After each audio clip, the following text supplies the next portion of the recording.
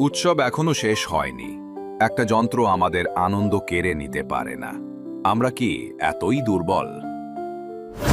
কিন্তু বাগু, ফোয়ারা ছাড়া উৎসবে আর কি মজা আছে? ওটাই তো ছিল আসল আকর্ষণ। আসল আকর্ষণ আমরা আমাদের বন্ধুত্ব। চিন্তা করো না, আমি আছি। আমরা সবাই মিলে ফোয়ারাটা খুঁজে বের করবই। বাঘু ঠিক বলেছে, একসাথে চেষ্টা করলে আমরা ঠিকই পারবো। হ্যাঁ, আমি উপর থেকে খুঁজবো। আমার চোখ থেকে কিছুই লুকাতে পারবে না। আমিও যাব। আমি এক লাফে 10টা গাছ পেরিয়ে খুঁজতে পারি। উড়ে যাও, লাফাও। তোমরা সত্যি ওটা খুঁজবে বাঘু? অবশ্যই, মায়াবনের আনন্দ আমরা ফিরিয়ে আনবই। চলো সবাই।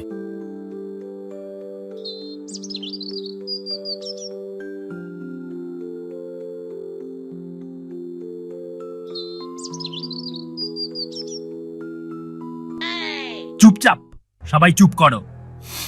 আমি একটা অদ্ভুত গন্ধ পাচ্ছি। কিসের গন্ধ শিয়ালু? ভালো করে দেখো। এটা কোনো পরিচিত প্রাণীর গন্ধ নয়।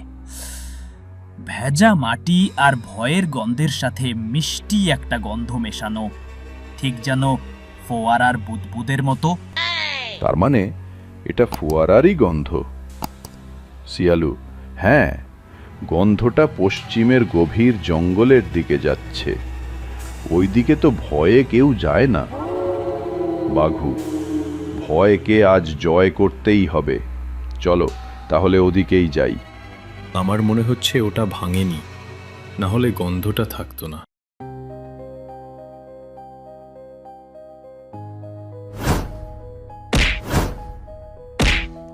আমি ওপর থেকে দেখছি। পরিষ্কার। উড়ে যাও, লাফাও, লাফাও। আরে, ওটা কি পড়ে আছে ঝোপের মধ্যে?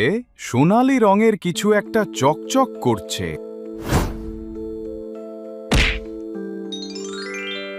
পেয়েছি, পেয়েছি। এটা তো ওই যন্ত্রটারই একটা অংশ।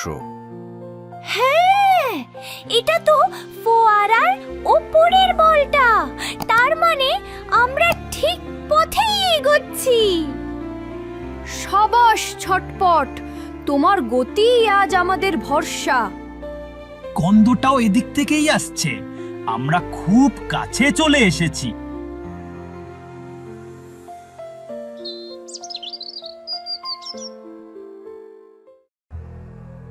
গন্ধটা এই গুহার ভেতর থেকেই আসছে। খুব তীব্র হয়ে গেছে। ভেতরে যেই থাকুক, আমাদের মুখোমুখি হতেই হবে। মায়াবনের আনন্দ আমরা এইভাবে চুরি হতে দেব না। সবাই একসাথে থেকো, ভেতরে বিপদ থাকতে পারে। আমি সামনে যাচ্ছি। আমার ফোয়ারাটা কি ভেতরেই আছে? ওটা কি ওরা ভেঙে ফেলছে? ওই খটখট শব্দ কিসের? ভয় পেও না ডক্টর, আমরা তো আছি। ঝটপট, আমি লাফিয়ে ভেতরে ঢুকেই দেখে আসবো নাকি? না, কেউ একা কিছু করবে না। আমরা যা করব একসাথেই করব। চলো।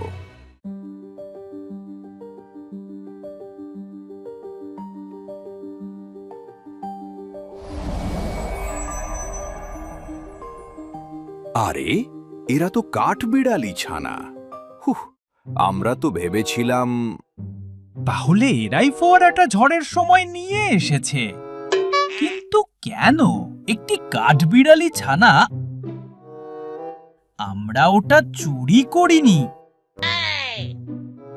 ঝড়ে ওটা আমাদের বাসার সামনে এসে পড়েছিল।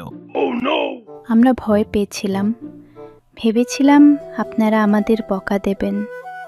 তোমরা ভয় পেও না, তোমরা ওটা ভাঙোনি। এটাই আমার জন্য অনেক বড় শান্তি।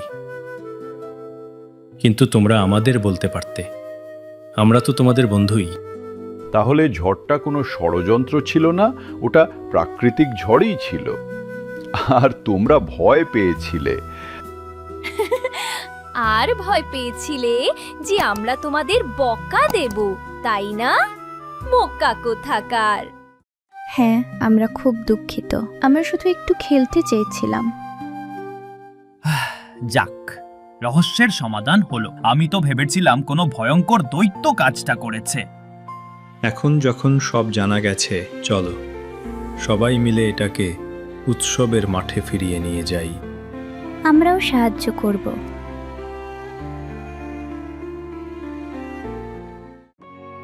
চলো সবাই মিলে লাগাই। 1 2 3, উড়ে যাও, লাফাও লাফাও। যাক বাবা, শেষ পর্যন্ত পাওয়া তো গেল। আমার পা ব্যথা হয়ে গেল হেঁটে হেঁটে। আমি এখনই এটাকে পরীক্ষা করে চালু করে দিচ্ছি। সবাই খুব ভালো কাজ করেছো। একতা থাকলে কোনো কাজই কঠিন নয়। আমরাও কি তোমাদের উৎসবে থাকতে পারি? অবশ্যই। এই উৎসব তো মায়াবনের সবার জন্য। সর্বনাশ, এ কি হলো? ঝড়ে গড়িয়ে পড়ার সময় এর ভেতরের আনন্দের স্ফটিক হারিয়ে গেছে। আনন্দের স্ফটিক? সেটা আবার কি? ওটাই তো এই যন্ত্রের প্রাণ। ওটা ছাড়া এই যন্ত্র চলবে না। ওটাই বুদবুদের মধ্যে হাসি ভরে দেয়। আনন্দের স্ফটিক তো মায়াবনের সবচেয়ে দুর্গম জায়গায় আলোর পাহাড়ের চূড়ায় পাওয়া যায়। এখন সেখানে যাওয়া অসম্ভব। তার মানে এত কষ্ট করে ফোয়ারাটা খুঁজে এনেও কোনো লাভ হলো না। আমাদের সব পরিশ্রম বেকার হয়ে গেল। এখন কি হবে? কে বলেছে লাভ হলো না? আমরা সবাই মিলে একটা জিনিস খুঁজে বের করেছি। এটাই আমাদের সবচেয়ে বড় জয়। কিন্তু উৎসবের কি হবে? হাসির ফোয়ারা ছাড়া কেউ তো হাসবে না। কেন হাসবে না? আমাদের কি হাসার জন্য একটা যন্ত্রের দরকার? আমরা কি একে অপরের বন্ধু নই? বাঘু ঠিক বলেছে। আমাদের আনন্দ কোনো যন্ত্রের উপর নির্ভর করে না। আমাদের আনন্দ আমাদের ভেতরেই আছে। হ্যাঁ, আমরা একসাথে থাকলেই তো উৎসব। ঠিক, ফোয়ারা নেই তো কি হয়েছে, আমি তো আছি। আমার কাছে জাদুর খেলা আছে। সবাই এসো, চুপচাপ দেখো আমি কি করছি। একটা ফুলকে খরগোশ বানিয়ে দেব। আমরা সবাই মিলে মায়াবনের সবচেয়ে আনন্দের গানটা গাইবো। সবাই গলা মেলাও। আর আমার কাছে আছে মজার মজার দৌড় ঝাঁপের খেলা। যে আমার আগে ওই তাল গাছটা ছুঁতে পারবে তার জন্য পুরস্কার আছে। উড়ে যাও, লাফাও লাফাও। আমরাও মজার খেলা জানি। আমরা লুকোচুরি খেলবো। দাঁড়াও, আমিও কিছু একটা করি। এই তো শুরু হয়ে গেছে আসল উৎসব। আরে, হাসির ফোয়ারা ছাড়াই তো সবাই হাসছে। সবাই তো এমনিতেই অনেক খুশি। এটাই তো আসল আনন্দ, ডক্টর, যা আমরা নিজেরা একসাথে তৈরি করি। কোনো যন্ত্রের প্রয়োজন হয় না।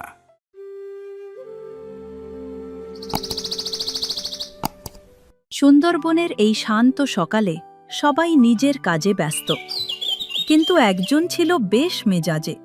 সে হলো কানা শিয়াল। এক চোখ নেই তো কি হয়েছে? তার মতে তার এক চোখের বুদ্ধি বনের সবার চেয়ে বেশি।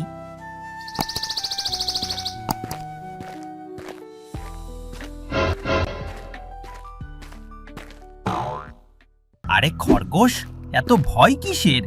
আমি থাকতে তোকে কে কি করবে? আমার বুদ্ধির সামনে তো বনের রাজা বাঘও পানি। শিয়াল ভাই, বাঘ মামার নাম অমন করে বলো না, শুনলে আস্ত রাখবে না।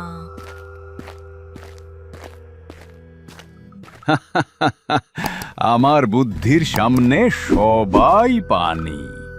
উপ, উপ।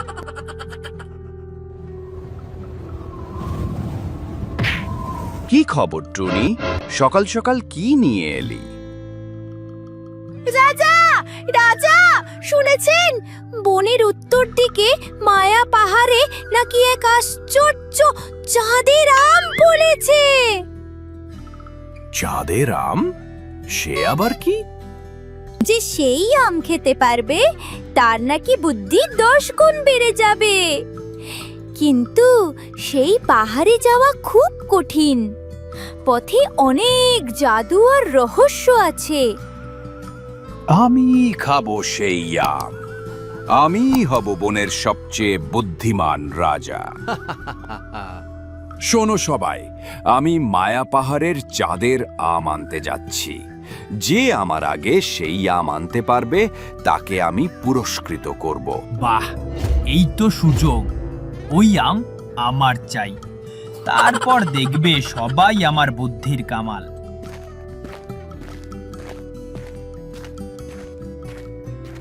শিয়াল ভাই, যেও না। মায়া পাহাড়ের কথা শুনলেই আমার ভয় লাগে। আরে ধুর, ভয় পেলে কি চলে? বুদ্ধি থাকলে কোনো ভয় নেই। চল আমার সাথে। কানা শিয়াল খরগোশকে সাথে নিয়ে বেরিয়ে পড়ল চাঁদের আমের খোঁজে। কিন্তু মায়া পাহাড়ের পথটা সাধারণ ছিল না, এখানে সবকিছুই ছিল জাদুকরি। শিয়াল ভাই, আমার ভালো লাগছে না। গাছগুলো কেমন যেন আমাদের দিকে তাকিয়ে আছে। আরে বোকা, ওগুলো গাছ, তাকিয়ে থাকবে কিভাবে? তুই শুধু শুধু ভয় পাস।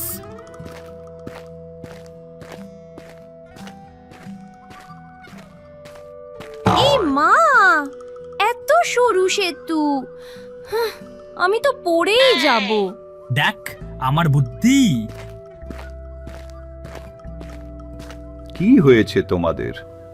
এখানে কি করছো? আর বলো না হাতি ভাই, এই দুষ্টু সেতুটা পার হতে দিচ্ছে না। ধন্যবাদ হাতি দাদা। মায়া পাহাড়ের পথে বিপদ যেন শেষই হচ্ছিল না। এবার তারা এসে পৌঁছালো এক ঘুম পাড়ানি ফুলের বাগানে।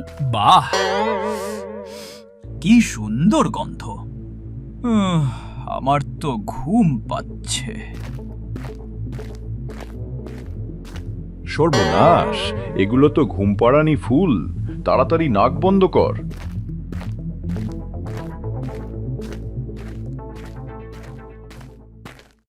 কি হয়েছে বানর ভাই, তুমি কাঁদছো কেন? আমি বাঘ রাজার আগে আম আনতে এসেছিলাম, কিন্তু একটা দুষ্টু জাদুকর পাখি আমার কলার ঝুড়িটা নিয়ে পালিয়েছে। বুদ্ধি নেই তাই কেঁদে বেড়াচ্ছিস? দেখ আমি কি করি।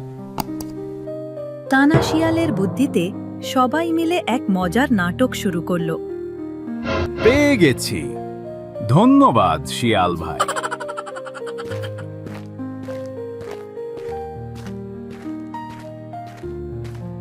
ওই তো চাঁদের আম, কি সুন্দর। কিন্তু ওটা তো অনেক উঁচুতে।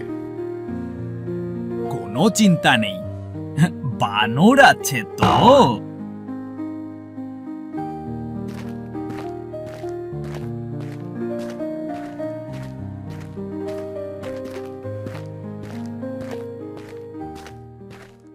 ওরে বাবা, আমটা তো জাদু করি, কাছে গেলেই যা ভালোবাসি তাই দেখতে পাই।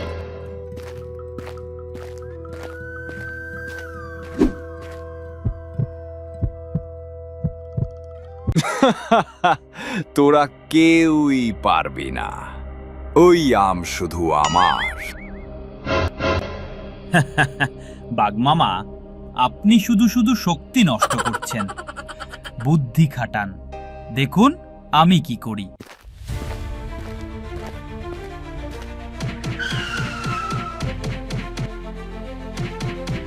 গর্ত খুঁড়ে কি হবে? আপনি শুধু দেখতে থাকুন।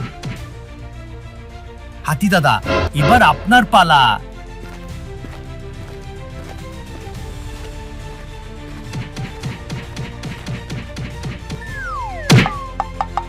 ওই তো আম, ওটা আমার।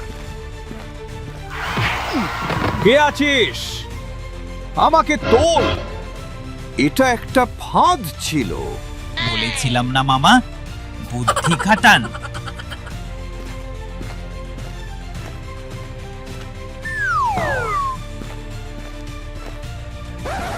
আমি তো কলা বা শিকার ভালোবাসি না, আমি ভালোবাসি বুদ্ধি আর সম্মান। আমার কিছু হবে না।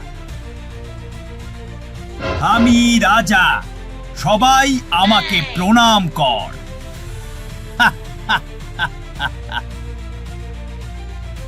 শিয়াল ভাইয়ের কি হলো? আমের জাদু ওকে কাবু করে ফেলেছে। ওর অহংকারই ওর জন্য বিভ্রম তৈরি করেছে। শিয়াল ভাই, ফিরে এসো, আমরা তোমার বন্ধু। আমটা হাত থেকে ফেলে দাও, তাহলেই জাদু কেটে যাবে। আমি দুঃখিত, আমি লোভে পড়েছিলাম। একা একা সব কৃতিত্ব নিতে চেয়েছিলাম। একা বুদ্ধি দিয়ে সবকিছু হয় না শিয়াল। সবাই একসাথে থাকলে যে কোনো বিপদ পার করা যায়। ঠিক বলেছ। আমিও ক্ষমতার লোভে বোকার মতো কাজ করেছি। সেই দিন কানা শিয়াল বুঝতে পারল যে আসল বুদ্ধি একা বড় হওয়ার মধ্যে নয়, সবাইকে নিয়ে একসাথে চলার মধ্যেই রয়েছে। আর নিজের চালাকিতে অন্যকে ফাঁসাতে গেলে একদিন নিজেকেই সেই ফাঁদে পড়তে হয়। শিয়াল ভাই, এখন তো তুমি সবচেয়ে বুদ্ধিমান, তাই না? আরে না, আমরা সবাই বুদ্ধিমান, কারণ আমরা একসাথে আছি। এটাই সবচেয়ে বড় শক্তি। একটু ছোট্ট পুকুর ছিল। সে পুকুরে ব্যাঙ তার পরিবারকে নিয়ে থাকতো। ব্যাঙ তার পরিবারের সবাইকে ছোট থেকে অনেক ভালোবাসতো। ব্যাঙ তার পরিবারের সবাইকে শেখাচ্ছিল কিভাবে খাবার সংগ্রহ করতে হয়, কিভাবে খাবার খেতে হয়। এই ব্যাঙের কি আর কোনো খেয়ে দেয়ে কাজ নেই? সারাটা দিন দেখছি তার পরিবারের সাথেই আছে। সকাল থেকে দুপুর হয়ে গেল, অথচ তাদের এখনো শেখাচ্ছে কিভাবে খাবার খেতে হয়। কি বোকা এই ব্যাঙটি! বড় হলে তো তারা বুঝতেই পারবে যে কিভাবে খাবার সংগ্রহ করতে হয়। কি ব্যাপার কচ্ছপ দাদা, একা একা কার সাথে কথা বলছো তুমি? আশেপাশে তো কাউকে দেখতে পাচ্ছি না। দেখতে পাচ্ছ না? বোকা ব্যাঙটি তার পরিবারের সাথে কি করছে?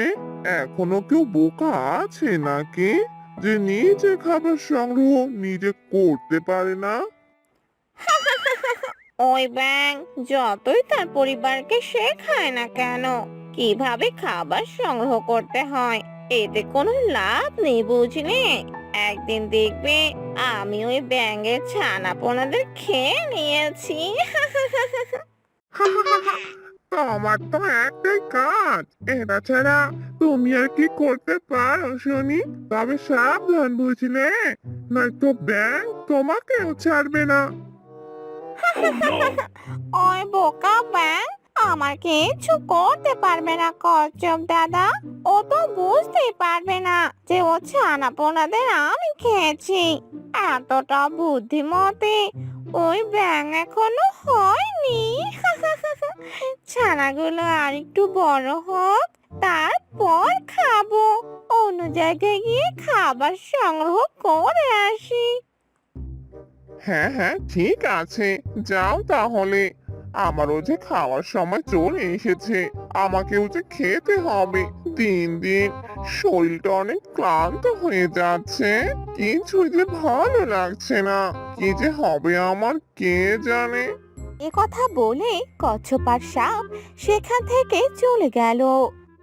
অন্যদিকে ব্যাঙ তাদের ছানাপোনাদের বলল, আমি তো তোমাদের সবটাই শেখালাম। আশা করি তোমরা এখন থেকে নিজেদের খাবার নিজেরাই সংগ্রহ করতে পারবে। আমাকে আর কিছু বলতে হবে না। হ্যাঁ হ্যাঁ বাবা, আমাদের আর কিছু শেখাতে হবে না। আমরা বুঝে খেয়েছি, আর এখন তো আমরা বড় হচ্ছি। আমাদেরকে নিয়ে তুমি চিন্তা করো না বাবা। অন্যদিকে সেই জঙ্গলে অনেক পশু প্রাণী বাস করত। সেখানে একটি বানরও ছিল। বানরটি বলতে লাগলো, আরে খুব পিপাসা পেয়েছে, আমাকে যে পানি খেতে হবে। পানি দেখি তো ওই জায়গাটায় আছে কিনা, আর ওখানে পানি পাওয়া যায় কিনা। এ কথা বলে বানরটি জঙ্গলের ওই পুকুর পাড়ে চলে আসে। ওখানে পানি খেতে থাকে। তখনই বানরটি দেখতে পায় সেখানে অনেকগুলো ব্যাঙের বাসা। আরে এতগুলো ব্যাঙের বাসা, এই কথা তো সাপ বন্ধুকে গিয়ে বলতেই হয়। সে যে ব্যাঙ খেতে খুব পছন্দ করে। না, এখানে দেরি করা মনে হয় আর ঠিক হবে না। যাই যাই, এই খবরটা গিয়ে দিয়ে আসি। এ কথা বলে বানরটি সোজা তার সাপ বন্ধুর কাছে গেল আর তাকে বলতে লাগলো, আরে সাপ বন্ধু, তোমার জন্য যে একটা সুখবর এনেছি। সুখবর? বেশ ভালো লাগছে। বলো বানর, কি সুখবর নিয়ে এসেছো তুমি আমার কাছে? জঙ্গলের পাশের পুকুরে অনেকগুলো ব্যাঙের ছানাপোনাকে দেখতে পেলাম। আর তুমি তো ব্যাঙ খেতে খুব পছন্দ করো, তাই তোমাকে এই কথাটা জানাতে এলাম। সুখবরটা শুনে কেমন লাগছে বলো? দারুণ সুখবর! সকাল সকালে এই কথাটা জানিয়ে আমার মুডটাই ভালো করে দিলে। ধন্যবাদ আমার বন্ধু। এখন তো আমাকে যেতে হয় খাওয়ার জন্য। না না, তুমি এখন যেও না। এখন তো তারা সবাই জেগে আছে। তোমাকে দেখতে পেলে তারা সবাই লুকিয়ে পড়বে। তুমি বরং রাতে যাবে আর গিয়ে সব ব্যাংকে ধরে খাবে। বুদ্ধিটা বেশ দারুণ। ধন্যবাদ আমার বন্ধু। অন্যদিকে সে পুকুরে থাকা ছোট্ট সাপটি তাদের আলাপগুলো শুনতে পেল আর মনে মনে ভাবতে লাগলো, আরে না, এতদিন থেকে জমানো আমার খাবারগুলো কিনা বড় সাপ খেয়ে নেবে। এটা আমি কখনোই দেখতে পারবো না। আমাকে মনে হচ্ছে কিছু একটা করতে হবে। এই বলে সাপটি সেখান থেকে চলে গেল আর সে পুকুরে গিয়ে ব্যাঙের সাথে কথা বলতে লাগলো। আমি সবকিছু নিজের চোখে দেখেছি ও শুনেছি ব্যাঙ রাজা। আমি বলি কি, এরপর থেকে তোমার ছানাদের একটু সাবধানে রেখো, নয়তো ওই বড় সাপ এসে তোমার বাচ্চাগুলোকে খেয়ে চলে যাবে। আমি তোমার বাসার আশেপাশেই থাকি জন্য তোমাকে এ কথা বলতে এলাম।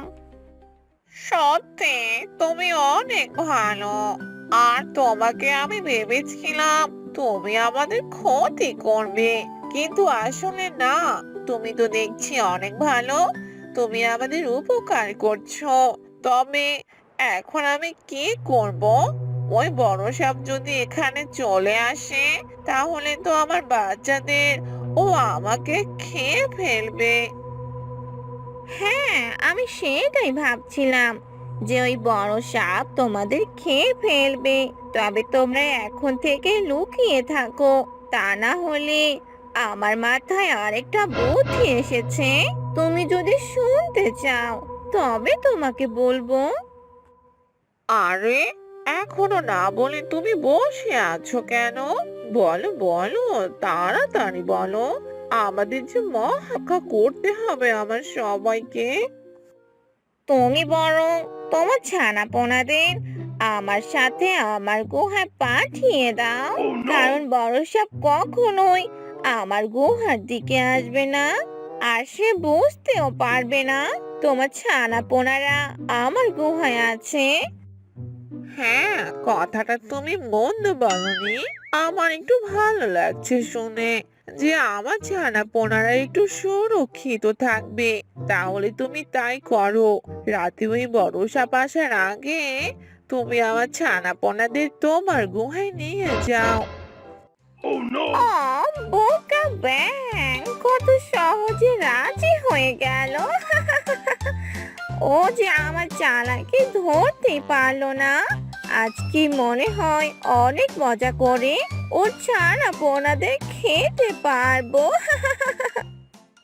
তাহলে আমি এখনই তোমার ছানাদেরকে আমার গুহাতে নিয়ে যাই। রাত হতে যে আর বেশি সময় নেই। ওই বড় সাপ তাড়াতাড়ি চলে আসবে। হ্যাঁ হ্যাঁ, তাই করো তাই করো, সবাইকে নিয়ে যাও। এ কথা বলে সাপ সবগুলো ব্যাঙের ছানাদেরকে নিয়ে চলে গেল। তখনই সেখানে ব্যাঙের স্ত্রী আসে আর ব্যাঙকে বলে, এটা তুমি কি করলে গো? সেচে কিনা শত্রুর হাতে আমাদের ছানাদেরকে তুলে দিলে। ওই সাপ যদি আমাদের ছানাদেরকে খেয়ে ফেলে। আরে না, তুমি দেখতে পেলে না এই বন্ধু আমাদের সহযোগিতার হাত বাড়িয়ে দিল। আর ও যদি আমাদের এই কথাটা না বলতো তাহলে কি হতো বলো তো? ওই বড় সাপ এসে আমাদের সবগুলো ছানাদের খেয়ে ফেলতো। তার থেকে তো ওই সাপ বন্ধু তার গুহায় আমাদের ছানাদের আশ্রয় দিয়েছে। এই সাপ বন্ধু আমাদের ক্ষতি করতে পারে না। তুমি দেখে নিও, ছানারা সুরক্ষিতই থাকবে। তুমি যা বলছো তাই যেন হয়, আমাদের বাচ্চাদের যেন কোনো ক্ষতি না হয়। তার কিছুক্ষণ পর বড় সাপ সেখানে চলে আসে আর ব্যাঙের ছানাগুলোকে খুঁজতে থাকে। আরে কে? এখানে তো কোনো ব্যাঙের ছানা পোনাই নেই। তাহলে কি বানর আমাকে মিথ্যা কথা বললে? বানর, কে রে বানর, কোথায় তুই? এদিকে আয়।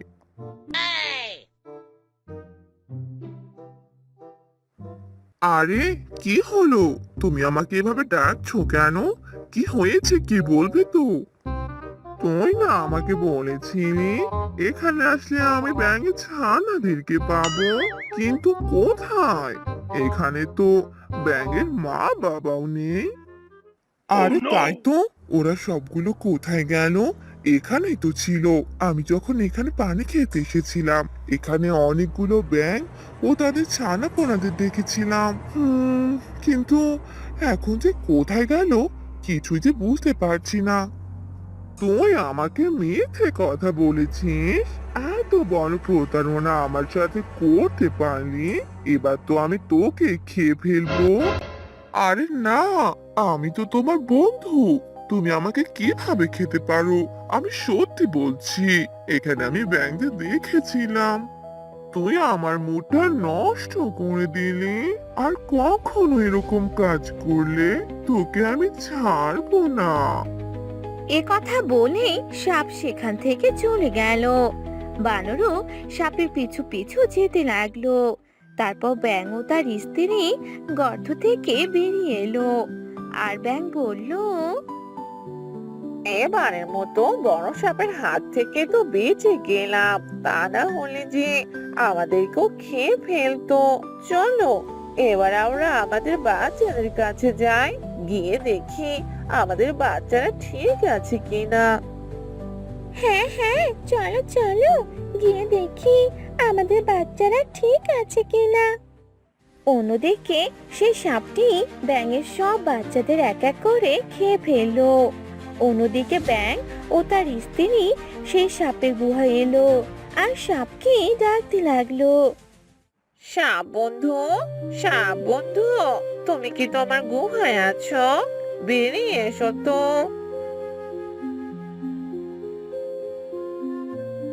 আরে কি হলো, তোমরা এখানে আর আমাকে বা কেন ডাকছো?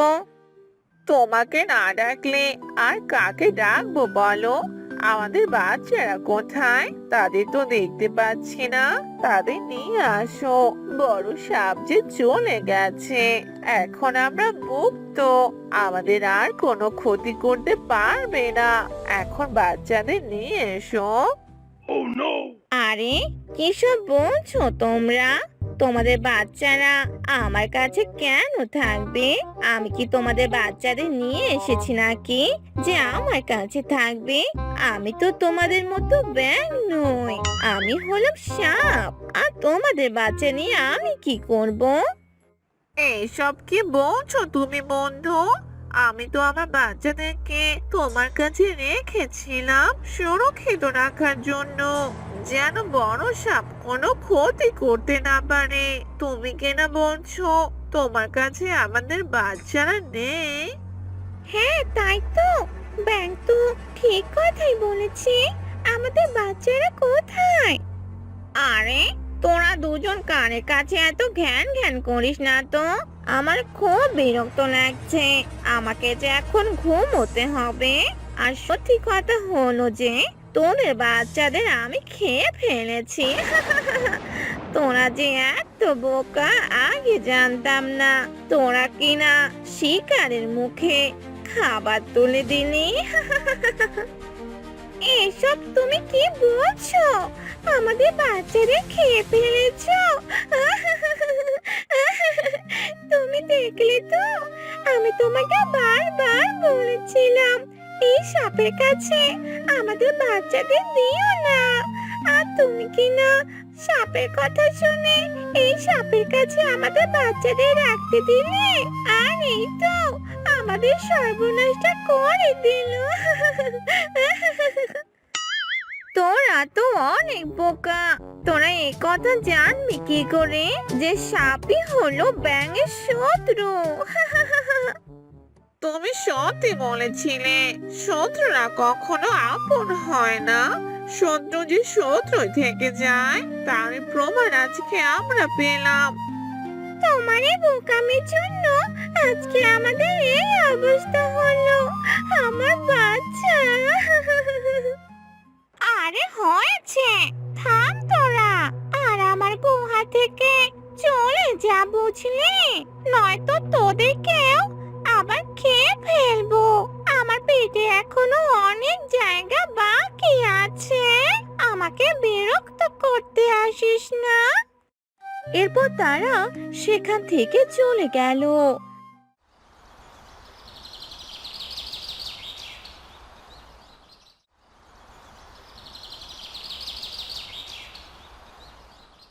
আর পরদিন সকালে তারা দুজন নদীর কিনারায় বসে কান্নাকাটি করছিল। তখন সেখানে কাক চলে এলো আর বলল, আরে কে হয়েছে? তোমরা এভাবে কান্নাকাটি কেন করছো? এরপর ব্যাঙ ও তার স্ত্রী কাককে সব ঘটনা খুলে বলে। কাক শুনে তাদেরকে বলে, আসলেই তো সাপ তোমাদের সাথে অন্যায় কাজ করেছে, তোমাদের মিথ্যে কথা বলেছে, তোমাদের বাচ্চাদের খেয়ে ফেলেছে। তোমরা কোনো চিন্তা করো না, আমি সাপকে উচিত শিক্ষা দেব। উচিত শিক্ষা? কিন্তু কি করে দেবে? ওই সাপ তো অনেক চালাক। আমি বোকা ছিলাম জন্যই তো আমার বাচ্চাদেরকে খেয়ে ফেলেছে। যদি চালাক হতাম তাহলে এরকম কাজ কখনোই করতে পারতো না। আমি সেই সাপকে শাস্তি দেব, তোমরা কোনো চিন্তা করো না। ও যেমন ব্যাঙ খেতে পছন্দ করে, আমি সাপদেরকেও ধরতে পছন্দ করি। এবার তাহলে ওই সাপ হবে আমার শিকার। আমাদের বদলাটা যদি তুমি নিতে পারো তাহলে আমাদের একটু ভালো লাগবে। হ্যাঁ হ্যাঁ ঠিক আছে, তাই হবে। তোমাদের বদলা আমি নেব, সাথে উচিত শিক্ষাও দেব। এভাবেই সেই দিনটা কেটে গেল।